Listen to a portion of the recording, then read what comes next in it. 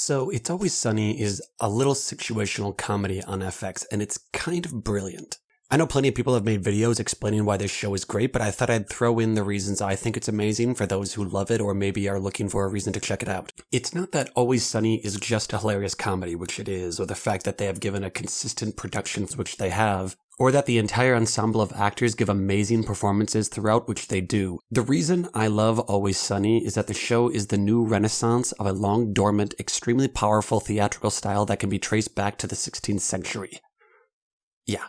So the story goes in medieval Europe, beauty, manners, and appearances were everything. The inn structures were going through such revolt that outward standards became omni-important. All of these aspects needed to be maintained, and maintained with vigor to be accepted into the societal system. Because of this, many people were considered different if you didn't think the right way, act the right way, or look the right way. I cannot put enough quotes around the word right for all of these. These groups included the mentally ill, the disfigured and disabled, the old and infirmed, homosexuals, illegitimate children, minorities of all kinds. The list goes on and on. I think you get the idea. So these people were deemed unfit for the society, were exiled outside the city walls into swamps or asylums or anywhere that the beautiful people didn't have to look at them. Most of these exiles' lives were lived in abject squalor, and makes me really fucking disappointed in our concept of humanity. And here's the real fuck you cherry on top. One day, the beautiful people invited the exiles back into the city to show the exiles what they could never have and how wonderful their lives inside the city walls were. The beautiful people used it as an excuse to reassert their own needs for superiority and chastise the exiles for their sinful lives. I mean, fuck me, that is awful. And the exiles accepted this invitation to go back to the society that kicked them out. But the exiles were far more resilient than the beautiful people thought. And when the beautiful people invited them into the city, they didn't fall to their knees and weep, begging for forgiveness. No fucking way. The exiles started to do an amazing thing. They started to tell these stupid fucks just how fucking stupid they were. They mocked the beautiful people, parodying them and performing to show how stupid their societal norms were, how they were arbitrary and ridiculous, showing them what they really were, mindless conformists. And strangely, the beautiful people loved it. They loved the mirror held up to them, and they loved being told just how fucking idiotic they were. So this became an annual event for the exiles. 364 days of barely an existence, and one day to tell the fuckers who put you there exactly what is wrong with them. The exiles' performance was dubbed bouffon, which is the Latin from buffare, to fill your cheeks with air, i.e. to deform yourself to mock or ridicule, which is where we get the word buffoon from. This style gestated in the world of performance in various forms, but was first used pedagogically by physical theater visionary Jacques Lecoq in the early 1960s. Bouffon became a theatrical style, grotesque clowns of sorts. Okay, so what's my point with this? Here's a direct quote from Jacques Lecoq on the style of bouffon.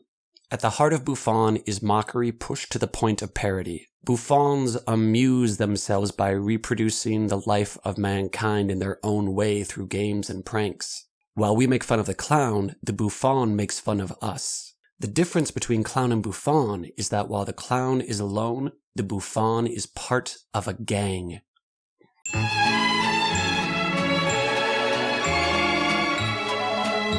So I like season 1 of Always Sunny. I think it's pretty good. I wouldn't call it bouffon, but I'd totally call it parody. It draws heavily from the modern parody world created by Seinfeld, a show which definitely deserves all the accolades and reverence it receives. Mac is a stand-in for the straight man of Jerry, desperate not to get roped into this world. Charlie is our Kramer character with wacky schemes and hijinks. Dennis acts as a George who finds ridiculous situations thrust upon him, and Dee is our Elaine, the female, the naysayer to the antics afoot, and acts as the voice of reason. I wouldn't call them a gang, season 1. At least not a gang when categorized in bouffon. They're a group of friends akin to Seinfeld who have storylines that intersect because of their friendship. So season 2, the configuration of these relationships is starting to feel a bit predictable, so they bring in a new character, Frank, played by Danny DeVito. Frank is Dennis and Dee's estranged father, and since we have extremely talented and celebrated actor and director Danny DeVito, Frank has to be the one in charge of the whole group. He is a wealthy, smart businessman who manipulates and takes advantage of the gang. To draw back to theatrical styles, Frank becomes the boss clown character. In clown groups, the boss clown is the one who orders around the lower-ranking clowns, who are usually unable to execute the boss clown's wishes to comedic effect. So now we have a gang of sorts with a leader. The gang gets to play and the leader scolds, and it works fine, Not great, but fine. So, Season 3. Season 3, they asked the question, okay, so we have this extremely talented and celebrated actor and director, Danny DeVito. What if, instead of putting him at the top of the hierarchy, we actually put him at the bottom? And suddenly, with that one switch, we have a full-blown, grotesque bouffon gang. Instead of being the boss clown, Frank becomes the dog of the group. He is unpredictable and often nonsensical. He is the hedonist of the group. Anything that makes him happy, he will do regardless of consequence. Charlie drops his Kramer quirks and becomes the weird, put-upon servant of the group, desperate to be included to the point of absurdity with his own secret, bizarre lifestyles. Mac becomes this raging egocentric, obsessed with appearing masculine and virile in hopes of appearing normal and gaining some kind of acceptance through his dedication to his dogmatic beliefs. Dee is no longer the naysayer, straight woman of the group, but part of the group, a self-loathing, spiteful, obsessive, a delusional, needing constant approval. Dennis becomes a vain sociopath bordering on psychopath throughout the seasons. It probably sounds like these characters are super depressing, but they are not. They are hilarious and scary, and the scariest and most hilarious parts about them is that they look a lot like the parts of us that we wish weren't there. To discuss Always Sunny's societal mockeries, I'm going to pick the first few beats of a random episode from Season 4, The Gang Gets Extreme Home Makeover Edition. One of the things our society prides itself on is the concepts of logic and reason. Logic and reason will keep us from the irrational or from choosing amoral decisions. If you apply logic and reason to all decisions and you are kind and want to help people, society will be all the better. The episode begins with the gang making vision boards because they read somewhere that if you envision things, you will receive them. Dee tells them that they need to do good deeds to receive good things back, selfishly, and only so they can receive something in return does the gang decide they are going to do a good deed. They logically deduce to get the greatest reward they have to do a really good thing, and they are inspired by the television show Extreme Home Makeover. The gang comes to the logical conclusion that the Juarez family, the newly immigrated Mexican family down the street, would be most in need of a home makeover.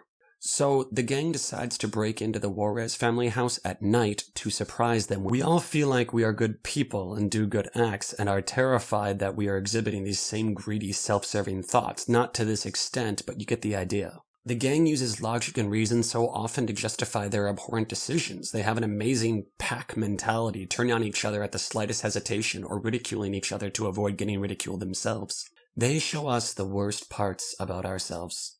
And it is electrifying to see them storm our city walls and tell us just how ridiculous we are.